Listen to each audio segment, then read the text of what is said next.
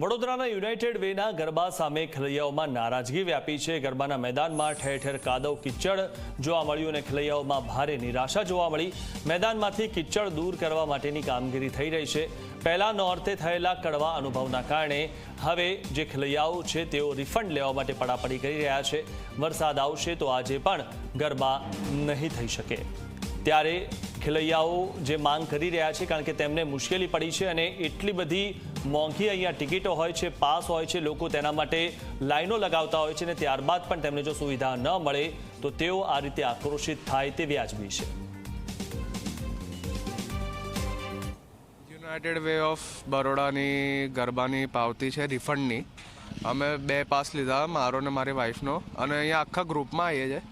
તો ગ્રુપમાંથી તો કોણ રિફંડ લેશે ખબર નહીં, પણ કાલે ગરબા કરવા આવ્યા હતા ત્યારે ફૂલ કિચડ જ હતું, ગરબા થાય એમ પોસિબલ નહોતું। અમે કોર્નરમાં તો પણ કર્યા હતા જેટલા થાય એવા હતા, પણ 5,500નો બોયઝનો પાસ અને લગભગ 2,000 થી 2,500નો ગર્લ્સનો પાસ, એટલે બહુ આમ એ પ્રમાણે જે સર્વિસ છે બહુ જ આમ થર્ડ ક્લાસ કહેવાય। ભૂલ મેનેજમેન્ટની જ છે અને મારા હિસાબથી તો ગ્રાઉન્ડની ભૂલ છે કે એ લોકોએ જે ગ્રાઉન્ડ સિલેક્ટ કર્યું છે ગમે તેટલી માટી નાખે છે, કંઈ બી કરે છે, પૂરું જ થઈ જાય। ગઈકાલે જ્યારે અમે આવ્યા ત્યારે ઘાસ ઉગેલું હતું, એ લોકોએ લોન કરી હતી એટલું હું કહીશ, પણ એ લગભગ અડધો કલાક કે 45 મિનિટમાં બધાએ ગરબા ચાલુ કર્યા, ઘાસનું એક બી નહીં દેખાય। આટલું જાડું પગ અંદર જતા રહે એટલું તો મડ હતું ત્યાં નીચે। હવે શું છે કે પરિસ્થિતિ એવી છે, હજુ વરસાદનું વાતાવરણ જેવું લાગી રહ્યું છે, તેના કરતાં રિફંડ આપે છે તો લઈ લેવું। કાલે તમે રમવા આવ્યા તો શું પરિસ્થિતિ હતી ગ્રાઉન્ડની? હવે પરિસ્થિતિ તો આવી હોય જ, પણ શું કરાવે છે, પરિસ્થિતિ હતી એ લોકો મહેનત નહીં થયું તો હવે આપ ક્યાં રમશો? બસ હવે કઈ ઘરે રમવાનું, સોસાયટીમાં રમી લેવાનું, બીજું કઈ કરવાનું। એટલે આ તો અત્યારે મને મારું રિફંડ મળી ગયું છે, બાકી એમ તો અંદર લોકોએ અંદર લખ્યું છે કે બધા મેનેજમેન્ટમાં અંદર તમે જ્યારે પાસ લો ત્યારે અંદર લખેલું હોય કે કોઈ બી ડિઝાસ્ટર થાય, કશું બી થાય, તમને રિફંડ મળશે નહીં એવી રીતે એમ, પણ લોકોએ રિફંડ આપી દીધું છે તો સારું છે। હવે કાલે રમવા આવ્યા તમે? હા, મેં કાલે આવ્યો હતો ને રમવા। ફર્સ્ટ હાફ સુધી ગ્રાઉન્ડ સારું હતું, એટલે આમ દૂરથી તમે જુઓ, તમે એન્ટર થયા ત્યાં તમને થોડુંક આમ દૂરથી લાગે કે ના ભાઈ ઘાસ બાસ છે, બરાબર છે, પણ જેવા તમે અંદર ઘૂસશો એટલે તમને પાણી આમ થોડુંક હશે, ઘાસ પ્લસ પાણી બેવું હતું। કિચડ સ્ટાર્ટિંગમાં નહોતું કિચડ, પણ સેકન્ડ હાફ જેવું ચાલુ થયું, ફર્સ્ટ હાફ પૂરો થઈને સેકન્ડ હાફ જેવું ચાલુ થયું એટલે ખેલૈયાઓ વધતા ગયા, એના લીધે કિચડો બી વધતું ગયું, પાણી ઘાસ બાસ જતી રહી બધી, અને નકરું કિચડ થઈ ગયું બહુ જ। રિફંડ લઈ રહ્યા છો, ક્યાં રમશો ગરબા? હવે જોઈએ, હવે એમ તો હું કોલેજ સ્ટુડન્ટ છું તો હું મારા પાછા કોલેજ જ જતો રહીશ, તો કોલેજ ત્યાં રમીશું, બીજું તો શું કરી શકાશે અત્યારે। આગલા દિવસે 4 વાગે સવારે આટલો વરસાદ ભારે પડવાથી આ પરિસ્થિતિ થઈ છે, તો બી અમે એ પરિસ્થિતિને અનુકૂળ કરી અને જેટલું થાય એટલું બધાએ મહેનત કરી, કમિટીથી લઈને બધા જ વેન્ડર કે જે લોકોએ મહેનત કરીને આટલું કર્યું, કમસે કમ આટલું સ્ટાર્ટ થયું તો પછી આવું થાય એ બહુ અમારા માટે બી એ છે।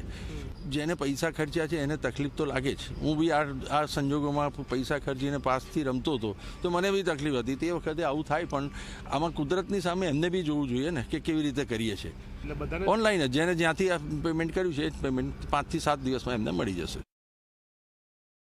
સતત 3જા વર્ષે યુનાઇટેડ વે ગરબાના આયોજકો દ્વારા ખેલૈયાઓને નિરાશ કરવામાં આવ્યા છે, કારણ કે ગરબાનું જે ગ્રાઉન્ડ તમે જોશો તો તમને લાગશે કે અહીંયા કેવી રીતના ખેલૈયાઓ ગરબા રમી શકે, કારણ કે જે કીચડ અને કાદવ તમે જોઈ રહ્યા છો ગ્રાઉન્ડમાં, તેના કારણે ખેલૈયાઓના પગ બગડ્યા, તેમના કપડાં બગડ્યા, અને સાથે સાથે તેમની ગરબા રમવાની જે મજા છે, માતાજીની જે ભક્તિ છે, આરાધના છે, તેમાં પણ ખલેલ પહોંચી છે, જેના કારણે ગઈકાલ રાત્રે જ્યારે પહેલો દિવસ હતો નોરતાનો ત્યારે યુનાઇટેડ વેના ગરબા ગ્રાઉન્ડ પર હજારો ખેલૈયાઓએ વિરોધ કર્યો, ગરબા રોકાવડાયા અને યુનાઇટેડ વેના આયોજકોના વિરુદ્ધમાં સૂત્રોચ્ચાર કર્યા। સાથે જ તેમણે કહ્યું કે ગાયક કલાકાર અતુલ પુરોહિતના કારણે તેઓ ગરબા રમવા માટે આવે છે, યુનાઇટેડ વેના કારણે નથી આવતા।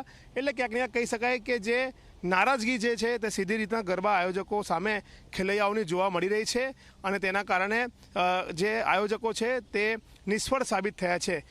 જ્યારે અલકાપુરી વિસ્તારમાં પાસ વિતરણ માટેની જે વ્યવસ્થા કરવામાં આવી તેમાં પણ તેઓ નિષ્ફળ નીવડ્યા અને ગ્રાઉન્ડ તૈયાર કરવામાં પણ નિષ્ફળ નીવડ્યા છે।